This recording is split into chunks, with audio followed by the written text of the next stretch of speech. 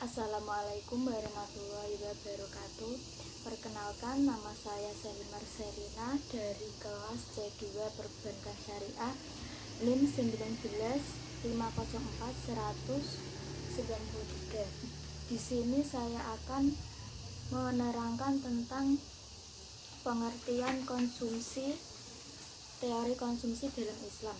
Konsumsi adalah kegiatan ekonomi yang penting, bahkan terkadang dianggap paling penting dalam mata rantai kegiatan ekonomi, yaitu produksi, konsumsi, distribusi.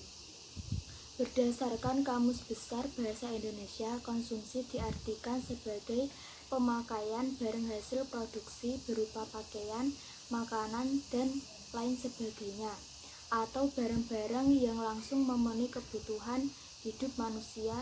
Dengan kata lain, konsumsi adalah suatu kegiatan manusia yang secara langsung menggunakan barang dan jasa untuk memenuhi kebutuhannya dengan tujuan untuk memperoleh kepuasan yang berakibat mengurangi ataupun menghabiskan nilai guna suatu barang atau jasa. Pada dasarnya, konsumsi dibangun atas dua hal, yaitu kebutuhan dan kegunaan atau kepuasan. Dalam kajian teori ekonomi konvensional, utility sebagai pemilik terhadap barang atau jasa untuk memuaskan keinginan manusia. Dan yang kedua, tujuan konsumsi. Bagi seorang muslim, tujuan utama mengkonsumsi adalah sarana untuk beribadah kepada Allah. Dengan demikian, niat mengonsumsikan sesuatu adalah untuk meningkatkan stamina dalam ketaatan pengabdian kepada Allah agar mendapat pahala. Di sini ada beberapa tujuan mengonsumsikan sesuatu, yaitu yang pertama memenuhi kebutuhan hidup, yang kedua mempertahankan status sosial, yang ketiga mempertahankan status keturunan, dan keempat mendapatkan keseimbangan hidup, dan masih banyak lagi. Dan ini ada teori konsumsi dalam perspektif konvensional dan teori konsumsi dalam perspektif Islam. Yang pertama, teori konsumsi dalam perspektif konvensional. Dalam ekonomi konvensional, konsumsi diasumsikan selalu bertujuan untuk memperoleh kepuasan atau utility dalam kegiatan konsumsinya semata. Yang kedua, teori konsumsi dalam perspektif Islam.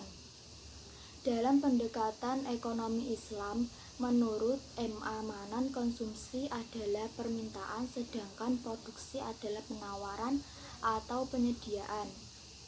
Menurut beliau, perbedaan ilmu ekonomi konvensional dan ekonomi Islam dalam hal konsumsi terletak pada cara pendekatannya dalam memenuhi kebutuhan seseorang Islam. Di sini juga ada lagi prinsip dan etika konsumsi Islam. Yang pertama, prinsip konsumsi dalam Islam. 1. Prinsip keadilan. 2. Keberhasilan. 3.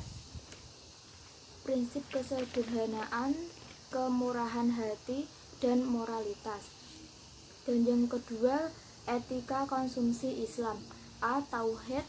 B. Adil.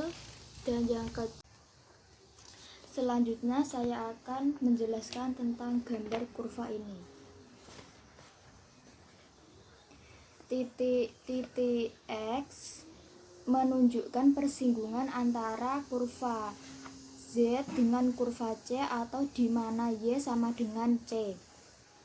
Ini adalah titik saat besaran konsumsi setara dengan besaran income. Yang kedua, CO mengindikasikan bahwa konsumsi akan tetap dilakukan walaupun income sebesar 0. Yang ketiga, ingat bahwa proporsi tambahan konsumsi lebih rendah daripada proporsi tambahan income, sehingga menimbulkan ruang di mana kurva C menjadi lebih landai daripada kurva Z, dan seterusnya menjadi lebih landai daripada kurva Z Ruang inilah yang menjadi proporsional untuk tabungan atau bisa dikatakan sebagai S.